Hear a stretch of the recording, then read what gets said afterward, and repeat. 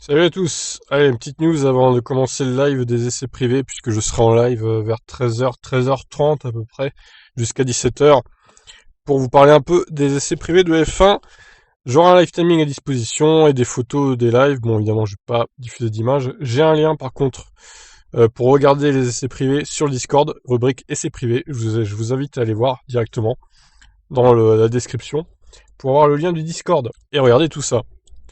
Alors, petite news concernant le Grand Prix du Canada, il est encore trop tôt pour donner le feu vert au Grand Prix du Canada, des doutes des autorités, mais le promoteur veut y croire. Bah, ça m'étonne pas, hein, parce que l'Amérique du Nord, au niveau Covid, c'est pas terrible, hein. Donc c'est l'aveu du promoteur de la course montréalaise, François Dumontier, après que des responsables du gouvernement local aient fait des déclarations alarmantes sur les événements majeurs de la ville. Jeudi, le maire de Montréal, Valérie Plante, a déclaré qu'elle n'exclurait pas un report de la course de F1, et la directrice de la santé publique de Montréal, Mylène Drouin, a admis qui est peu susceptible de considérer à ce stade un lieu bondé de festivités.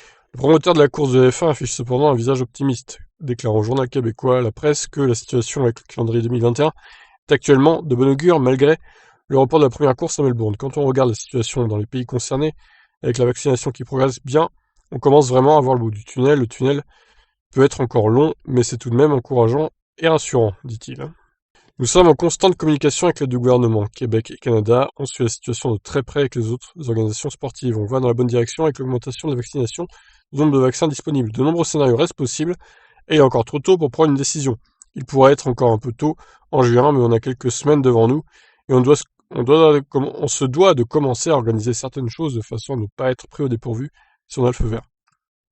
On ne peut écarter aucun scénario pour l'instant, mais nous nous concentrons actuellement sur le mois de juin, c'est le scénario numéro 1. Le Conseil mondial de la FIA a d'ailleurs approuvé la semaine dernière un calendrier révisé et le Grand Prix du Canada est toujours prévu pour le 13 juin. À l'heure actuelle, le Canada impose une quarantaine à la traversée de sa frontière alors que le week-end précédent, les équipes F1 seront en Azerbaïdjan. Ouais, c'est mal parti, hein, honnêtement. Techniquement, la bulle entourant les équipes va être en place des jours avec le déplacement à bas coût, mais c'est très difficile d'évaluer tout ça. Le Grand Prix, sans vouloir dénigrer qui que ce soit, c'est tout de même une grosse organisation. Nous devons réfléchir à toutes les implications d'un tel événement dans la situation actuelle, mais la priorité absolue reste la sécurité des travailleurs, des spectateurs potentiels, des équipes. Voilà, donc le Grand Prix de Montréal, en gros, c'est mal parti. Il pourrait bien qu'il soit annulé.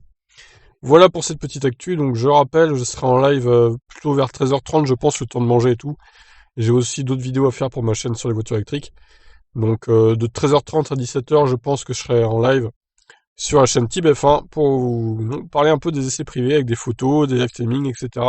Et je répète, vous pouvez aller sur le Discord dès maintenant, rubrique essais privés. Le lien du Discord est dans la description de cette vidéo pour regarder le stream des essais privés avec les images des voitures, etc. Allez, je vous laisse à tout à l'heure. Ciao.